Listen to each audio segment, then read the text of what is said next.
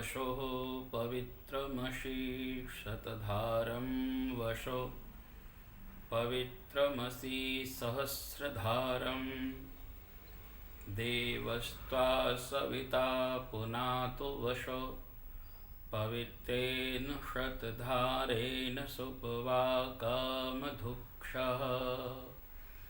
ॐ सा विश्वायु सा विश्वकर्मा सा विश्वधायाः इन्द्रस्य त्वा भागं सोमेनातनस्मि विष्णो हव्यं रक्ष।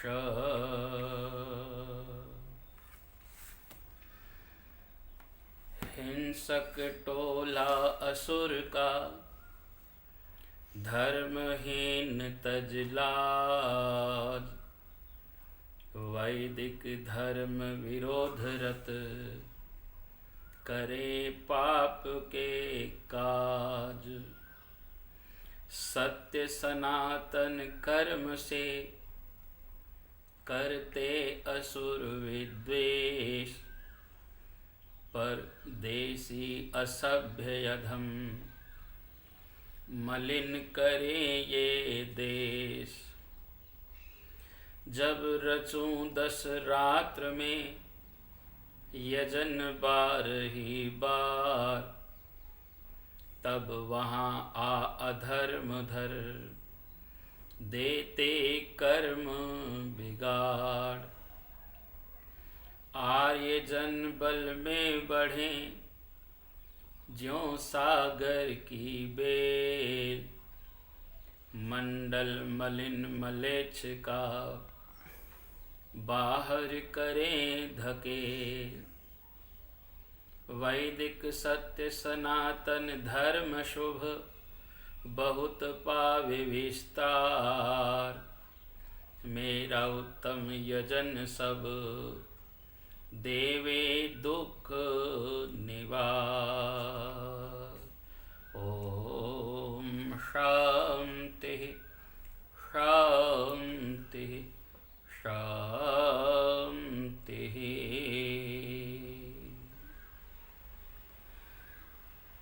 सम्मुख समुपस्थित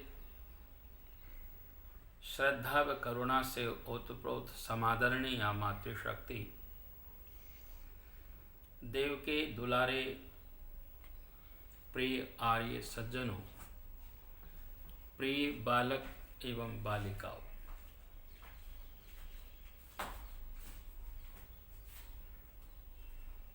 बहुत ही सुंदर भक्ति भजनों का अभी हम श्रवण कर रहे थे। जीवन को उत्तम बनाने के लिए भक्ति की धारा में स्नावित होना ही पड़ेगा। इसके बिना अध्यात्म में प्रवेश नहीं मिलता, बिना भजन के आत्मा को लाभ भी नहीं मिलता। वेद शास्त्रों का अवगाहन करने पर ये पता लगता है कि हमें भक्ति भाव से, भजन पूजन से, यजन याजन से, वेद के पढ़ने पढ़ाने से, सुनने सुनाने से अनेकों अनेक लाभ मिलते हैं। तिनके से लेकर ईश्वर पर्यंत तक का ज्ञान वेदों में भरा हुआ है। जब से हमने उन पर चिंतन करना छोड़ा है, मनन करना छोड़ा है, शिल्प विद्याओं को छोड़ा है, तब से हम पीछे और पीछे चलते चले गए और हम विदेशों पर डिपेंड हो गए। आज छोटी छोटी वस्तुएं भी हम विदेशों की लेना पसंद करते हैं, स्वदेश की नहीं। जबकि चाहिए तो ये कि हम अपने स्वदेश की बनी, स्वरोजगार से बनी उन वस्तुओं का अधिक से अधिक प्रयोग करें, जिससे राष्ट्र में राजनैतिक स्थिरता भी रहे और आर्थिक सृजनता भी बढ़ती रहे और आर्थिक में भी हम विकास कर पाएं। जब हम अपने प्राचीन इतिहास पर दृष्टि डालते हैं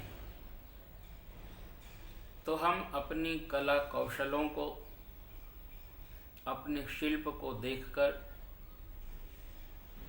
गुरुकुल शिल्प विद्यालयों को देख करके गौरवान्वित होते हैं। आज भी जगत में तक्षशिला, नालंदा जैसे विश्वविद्यालयों का बोलबाला रहा, परंतु दुर्भाग्य से मुगलों और अंग्रेजों ने उन पुस्तकालयों को जला दिया। 6-6 महीने भी जिन पुस्तकालयों की अग्नि ठंडी नहीं पड़ी। अक्सर कौमुदी का ये विनाश मानव आर्य जाति का ही विनाश बन करके रह गया। हम लोग वैसे तो अवसरवादी नहीं हैं, लेकिन हमने अवसर बहुत अधिक खो दिए, चाहे वो राजनैतिक रहे, सामाजिक उत्थान के रहे या अन्य रहे। हम ऋषियों के मार्ग पर चल ही नहीं पाए। उसका कारण हमारे जीवन में भटकाव और बदलाव रहा। हमने ऊपर से तो ओढ़े रखा, लेकिन हम अपने को भीतर से बदल न पाए। उसका परिणाम महामारी के रूप में, अकाल के रूप में, अज्ञान के रूप में, अभाव के रूप में, अन्याय के रूप में आज हमारी जनता जनार्दन के सामने है। सो हम लोगों को गहराई से चिंतन और विचार करने की आवश्यकता है। हर दिशा में अगर हम बढ़ना चाहते हैं तो हम एक दूसरे के सहयोग से ही बढ़ सकते हैं। जैसे अंधा और लंगड़े की कहानी आपने सुनी होगी, एक दूसरे के वो पूरक बन करके ही कार्यों को चला सकते हैं। आज यही स्थिति धर्म और राजनीति की है। आइए प्राचीन इतिहास की एक बात को हम विचार करते हैं। हम सभी के लिए गौरव, हम सभी के लिए आदर्श, हम सभी के हृदयों में एक विशेष स्थान पाने वाले मर्यादा पुरुषोत्तम श्री रामचंद्र जी महाराज, जिन्होंने वेद की मर्यादाओं का पालन करके मर्यादा पुरुषोत्तम नाम कहाया। एक चौपाई के माध्यम से आइए विचार करते हैं। अस कहि करत दंडवत देखा, तुरत उठे प्रभु हर्ष विशेषा। दीन वचन सुनि प्रभु मन भावा, भुज विशाल गही हृदय लगावा। अनुज सहित मिली ढिग बैठारी, बोले वचन भगत भयहारी। कहु लंकेश सहित परिवारा, कुशल कुठार बास तुम्हारा। खल मंडली बसहु दिन राती, सखा धर्म निभहि के ही भांति। मैं जानव तुम्हारी हमार सब रीति, अति नय निपुण न भाव अनीति। बरभल बास नरक करताता, दुष्ट संग जन देई विधाता। अब पद देखी कुशल रघुराया, जो तुम कीन्ही जान जन दाया। तब लगे कुशल न जीव कहूँ, सपने मन विश्राम। जब लगे भजत न राम कहूँ, शोक धाम तज काम। सियापति राम जय जय राम, मेरे प्रभु राम जय जय राम। मंगल भवन अमंगल हारी, द्रवहु सुदशरथ अजिर बिहारी। रघुकुल रीत सदा चली आई, प्राण जाई पर वचन जाई। आर्यों के लिए बड़ा विशेष संदेश है, गहराई से चिंतन करने का विषय है। रावण का भाई विभीषण लंका को छोड़कर के श्री राम की शरणागत हुआ है। मर्यादा पुरुषोत्तम श्री राम जी ने भी विभीषण को अपनी शरण में स्वीकार किया है। अब श्री राम जी महाराज ने देखा कि विभीषण श्री रामचंद्र जी महाराज के चरणों को पकड़ करके नमस्ते कर रहा है, हृदय को झुका रहा है। तब श्री रामचंद्र जी महाराज बड़े प्रसन्न होकर के खड़े हो गए। विभीषण जी ने जो अपने दीन वचन कहे, अपनी कहानी बताई, कैसे राक्षस कुल में अहंकारी रावण का पदार्पण हुआ, किस ढंग से वो धर्म को सुनता नहीं है, यजन याजन को वो करता नहीं है, उसमें उल्टा विघ्न डलवाता है, और ऐसी बहुत सारी बातों को कह करके दीन वचन कहे और अपनी स्थिति का बयान करते हैं। श्री रामचंद्र जी महाराज को ये सब बातें सुना रहा है। विभीषण मन ही मन प्रसन्न भी है कि मुझे मर्यादा पुरुषोत्तम आर्य शिरोमणि श्री रामचंद्र जी महाराज की शरण मिली है। उन्होंने श्री रामचंद्र जी महाराज ने अपनी विशाल भुजाओं को फैला करके विभीषण जी महाराज को अपने हृदय से लगा लिया। छोटे भाई लक्ष्मण जी सहित गले मिलकर के विभीषण जी को अपने पास बैठाया है। श्री रामचंद्र जी महाराज शरण में आए हुए के दुख को, भय को हरण करने वाले हैं। मर्यादा पुरुषोत्तम श्री रामचंद्र जी महाराज ने जैसे ही बैठाया तो एक संबोधन दिया, लंकेश कह करके, महाराज कह करके। विभीषण जी बड़े प्रसन्न हो गए।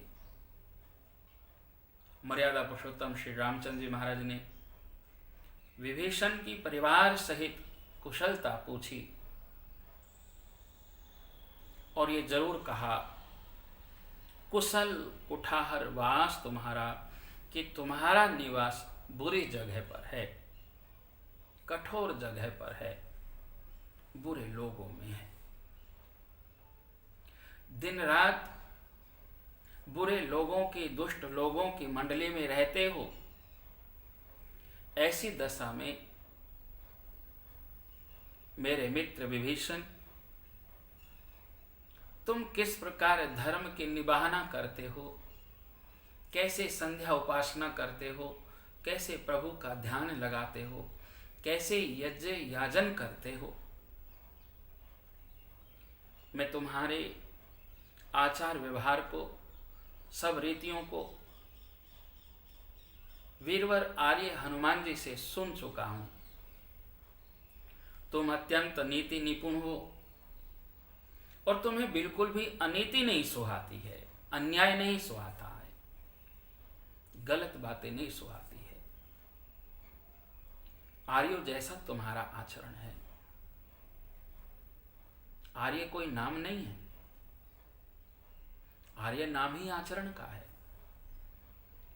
वेदों में इसलिए कहा, इंद्रम वर्धन्तु अपतुरः कृण्वन्तो विश्वमार्यम अपघ्नन्तो अरावणः। श्रेष्ठ बनना, अपने आप में सुधार लाना, सदाचरण करना, श्रेष्ठ बनना, श्रेष्ठ बोलना, श्रेष्ठ चलना, श्रेष्ठ कार्यों को करना, श्रेष्ठ शाकाहार करना, ये सब आर्योचित लक्षण है। विषण तुम्हारा जीवन भी ऐसा ही है। हे तात, नरक में रहना इससे अच्छा है, पर दुष्टों का संग अच्छा नहीं है, बुरों का संग अच्छा नहीं है।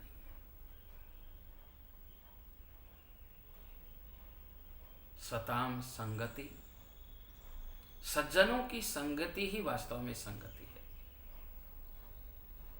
सज्जनों के बीच में रहना ही जीवन का रहना है। परंतु ईश्वर की व्यवस्था, विधाता की न्याय व्यवस्था, उसने तुम्हें ऐसा संग दिया, लेकिन दुष्टों का संग ईश्वर भी किसी को प्रदान न करे। इस पर विभीषण जी ने ये कहा कि हे मर्यादा पुरुषोत्तम श्री राम, मैं तुम्हें नमस्ते करता हूं।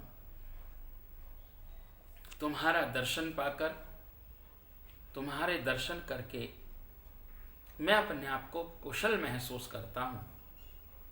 जो आपने अपना सेवक जान करके, अपना कृपा पात्र जानकर,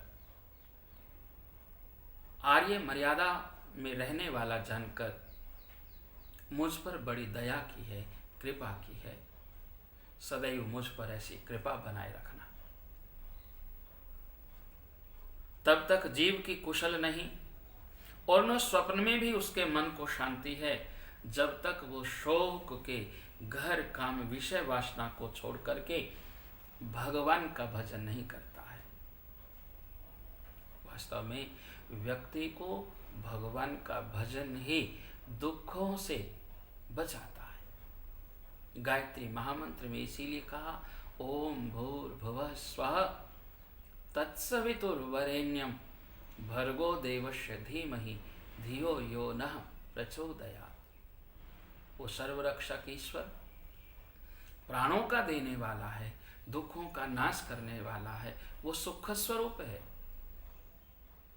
उस ऐश्वर्यशाली भगवान का हम वर्ण करें, वो ऐश्वर्यों वाला है, उसके सम्मुख झुके, उसको नमन करें, उसकी उपासना करें, उसे अपने ध्यान में लाएं और वो ईश्वर हमारी बुद्धियों को सद्मार्ग पर ले चले। जीवन में ऐसी उत्तमता, श्रेष्ठता जब आएगी तो निश्चित रूप से जीवन में उत्तमता की उपलब्धि होगी। परमपिता परमेश्वर कृपा करे कि हमारे जीवनों में ऐसा उत्साह बने कि हम आर्योचित साधनाओं को करके, ध्यान करके अपने जीवन को वेद मार्ग पर चलाएं। आज विश्व में कोरोना जैसी जो महामारी फैली है, इससे बचाव के लिए हम यज्ञ याग करें, आयुर्वेद में बताए हुए नुस्खों, काढ़ों का प्रयोग करें, जनमानस में उत्तमता का प्रचार करें, जनमानस भी सहन शक्ति रखे, ईश्वर दिव्य शक्ति को अपने जीवन का अंगीभूत बनाए और ईश्वर के मार्ग पर चले। इन बात और भावों के साथ आप सभी के लिए शुभ मंगल कामनाओं को करता हुआ अपनी वाणी को यहीं विराम देता हूँ। ओम शांति शांति शांति।